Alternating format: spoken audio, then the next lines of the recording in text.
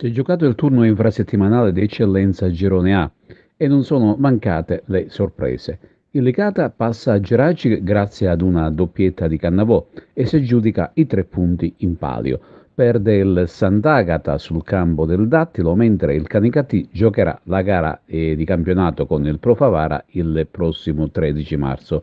Non si sono fatti attendere gli effetti in classifica generale, infatti Licata aumenta il distacco dalla compagine dell'Uva Italia. In promozione il girone A nelle zone alte della classifica vincono Salemi e Don Carlo Misilmeri.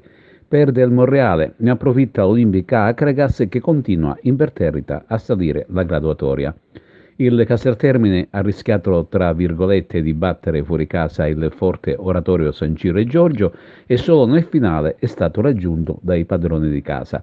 Sempre più giù invece il Gattopardo e con esso anche la Libertas che sono stati sconfitti in questo turno infrasettimanale. Per quanto riguarda la partita dell'Olimpica Acregas, il lungo pomeriggio del Seneto inizia nel ricordo di Totò Contino, scomparso prematuramente domenica scorsa.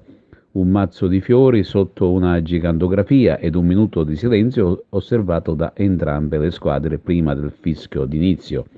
Tornando alla partita non è stato facile avere la meglio di un Albatros del Cara bene organizzato che è riuscito a chiudere tutti i varchi a centrocampo.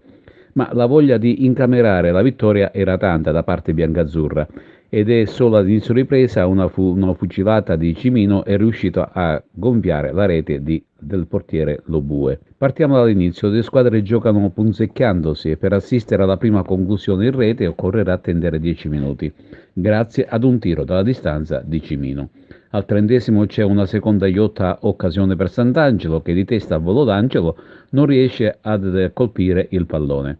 3 minuti più tardi Costa dell'Ercara, anche lui un ex, fa correre i brividi alla difesa di casa, ma la conclusione è sbagliata.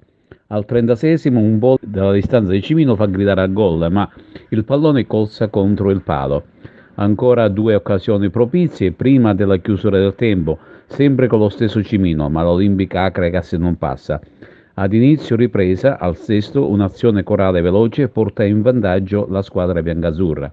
Cimino, tra i migliori insieme a Musa e a Maniscalco, prende la mira ed infila il portiere ospite. Un vantaggio che scaccia le streghe, ma l'Albatros del Cara non demorde, va sovente in contropiede e reclama per un penalty. Al 65° il portiere Casella salva su un tiro ravvicinato di Costa. Da allora non succederà più nulla. Adesso si ritorna in campo domenica prossima sul campo delle Villabate.